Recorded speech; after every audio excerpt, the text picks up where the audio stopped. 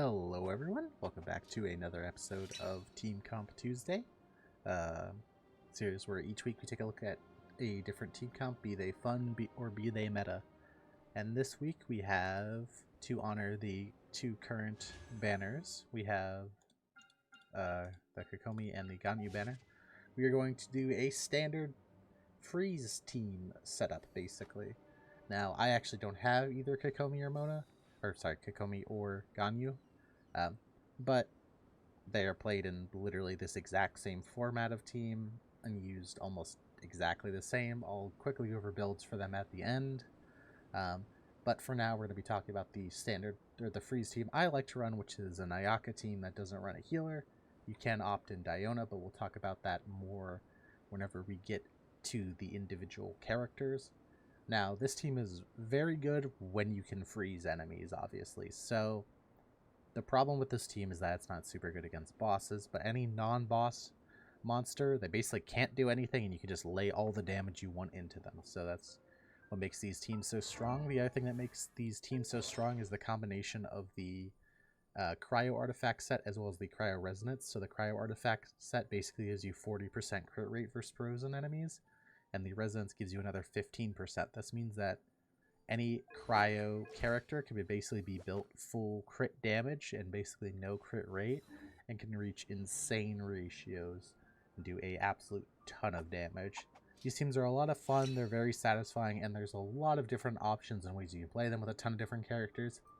We're going to be going over basically just the main two 5-star variants of the teams, but there definitely are other ways you can play these teams and mess around with.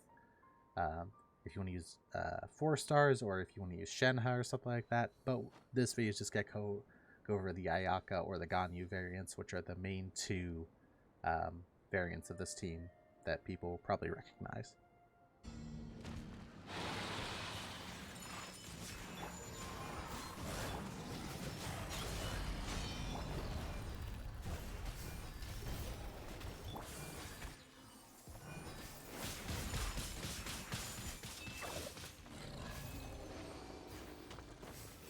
Alright, now at first we're going to go over the characters. First up is Ayaka.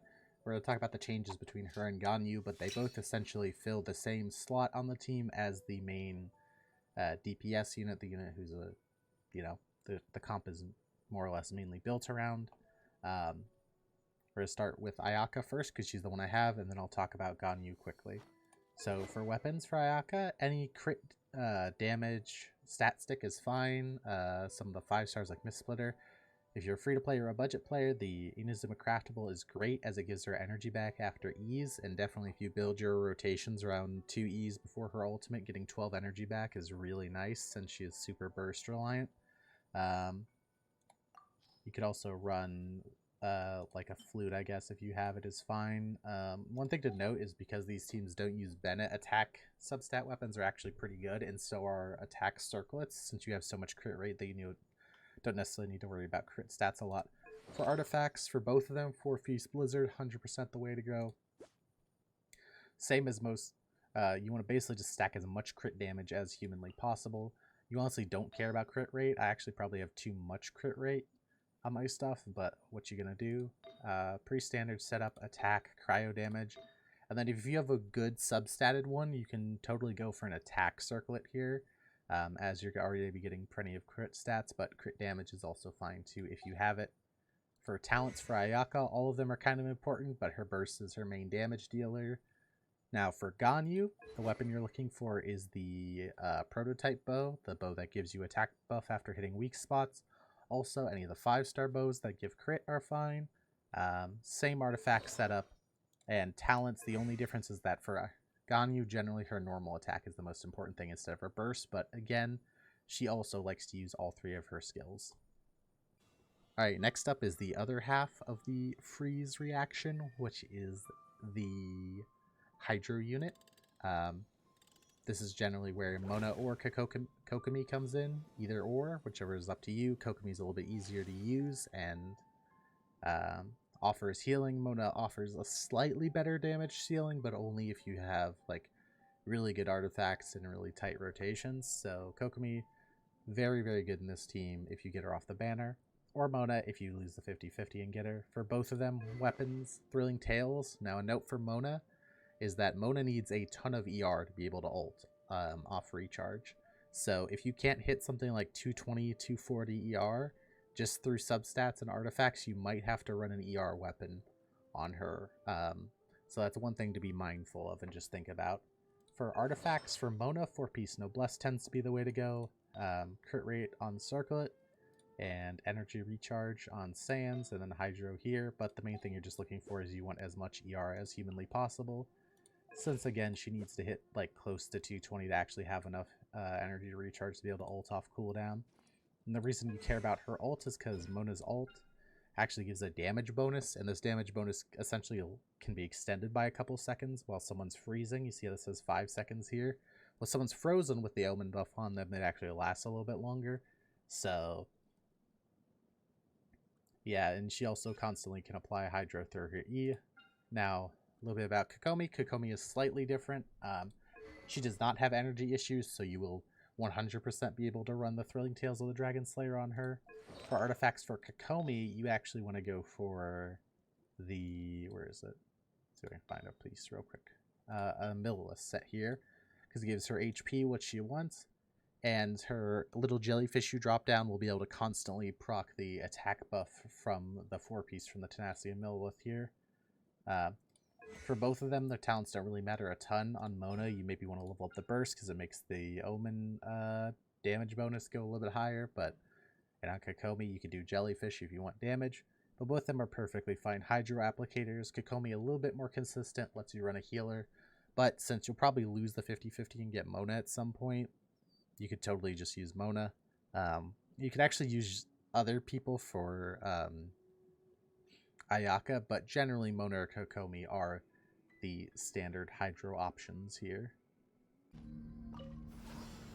Another tattoo.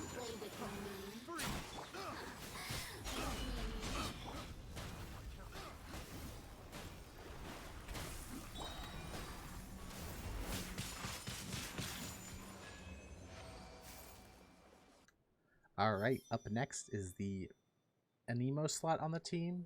You want the Anemo for the Veritas Inventor to shred Cryo, as well as other damage bonuses and grouping. So Kazuha, kind of the default answer here.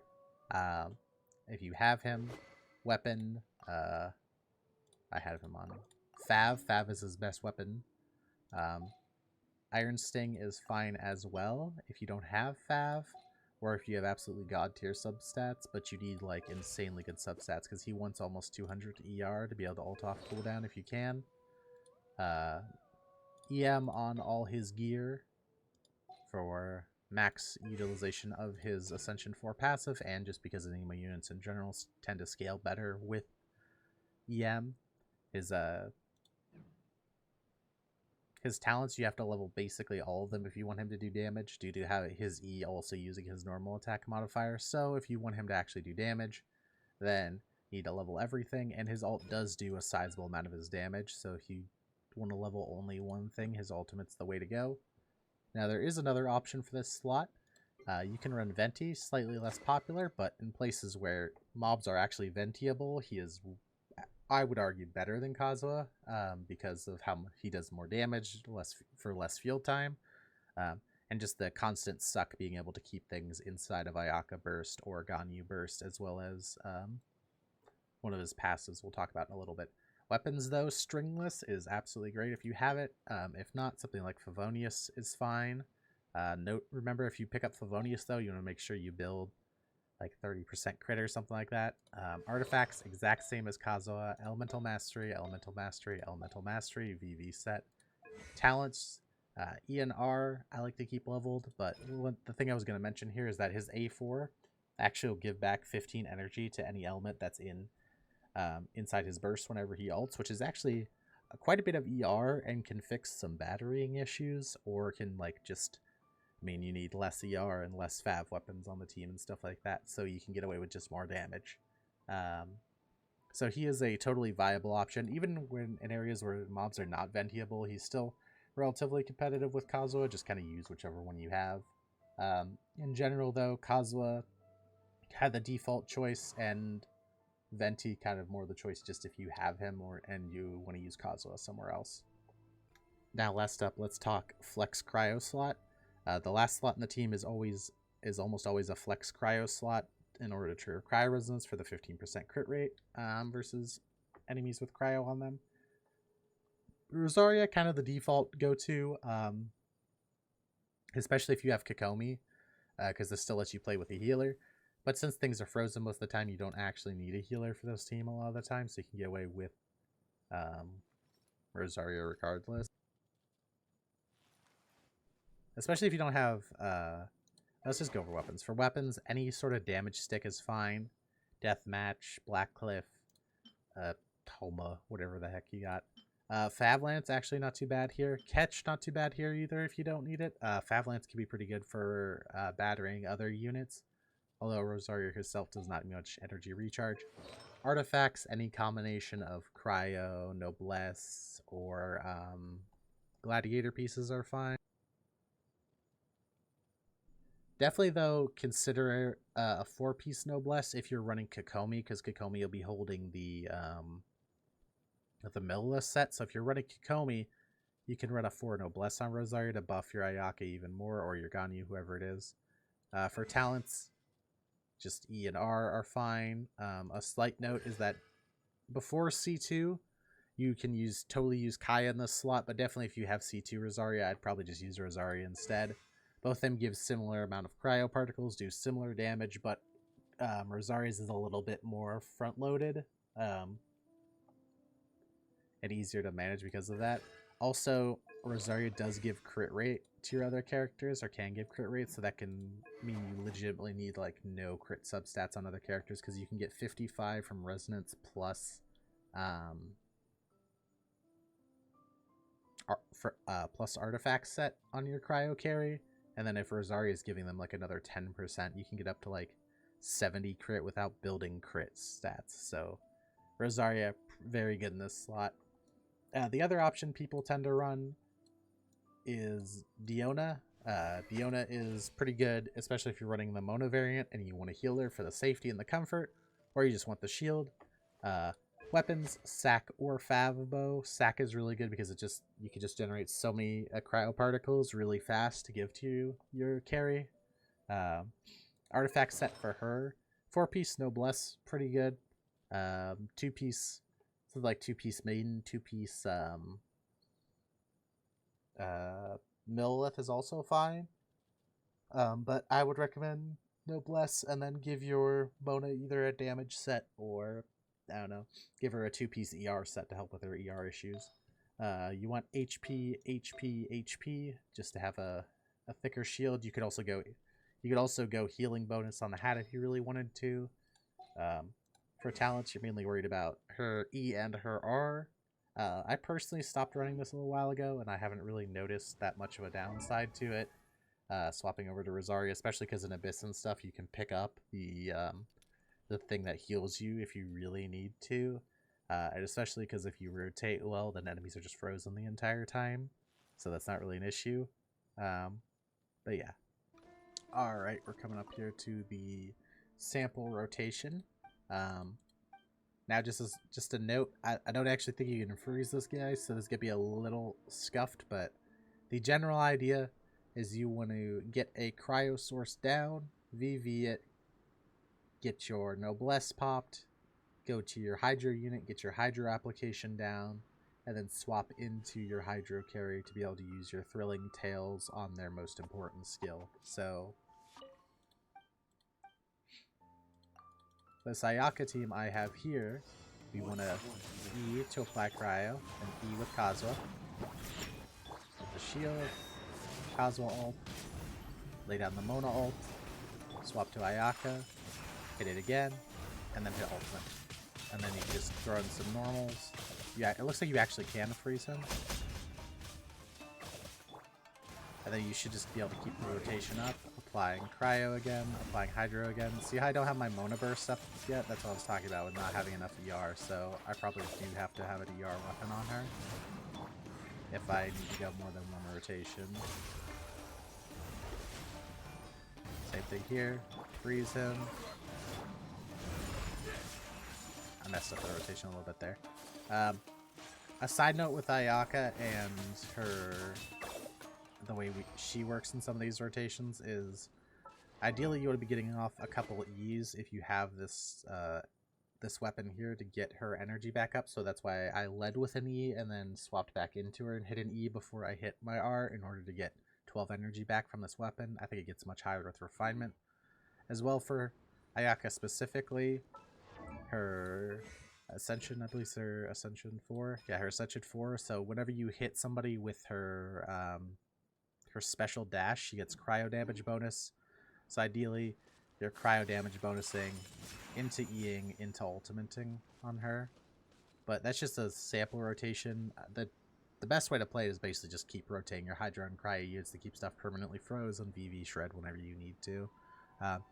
Get the Gaynu rotation will be slightly different. The Kokomi rotation will be slightly different. If you play Rosaria or something, it'll be slightly different. But this is just the general guideline, or the general way you can play it.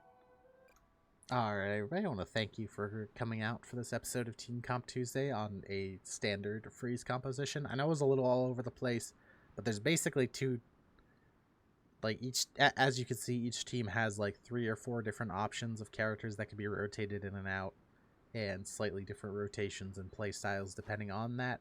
So just kind of use this as a template. But if you want to play one of these teams, Gaynu or Kokomi are fantastic units for these teams, and they're on the banner right now if you want them, but you should never feel like you have to roll, and definitely don't roll for characters you don't want. If you'd rather play this variant of the team, which is the Ayaka Mona kind of variant, wait for Ayaka to come back, it's up to you. But if you roll either of those units or are looking for a team comp to put them in, this is the kind of shell of a team comp you can use in order to get max value of those characters. But I want to thank you for coming out, and I hope you have a great day, and I wish you luck on your banner rolls if you're rolling.